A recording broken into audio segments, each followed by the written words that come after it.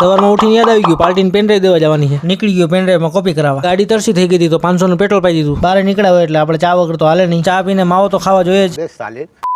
માવો ખાઈને નીકળી ગયા નવી પેનડ્રાઈવ લેવા. ફરારી નું ટોપ મોડેલ.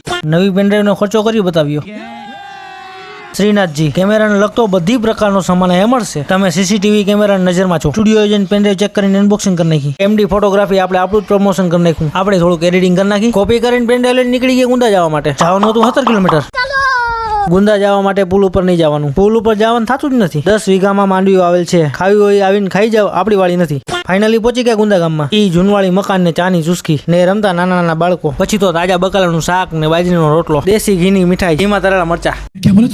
જમીને નીકળી ગયા વાડીએ. ડીઝલ મશીન ગમે એટલા હેન્ડલ મારવાનું ચાલુ થાય જ નહીં. આપણું કામ નહીં, એ તો ગામડા વાળાનું કામ. ધીસ ડંકી તમે તો કોઈ દિવસ જોઈ નહીં હોય. આ તો માંડવી, સીપડા, ગલકા, કાકડી, કપ્પા પણ વાવેલો છે. આ ભાઈ 24 કલાક કામ કરે પણ પગાર 1 રૂપિયા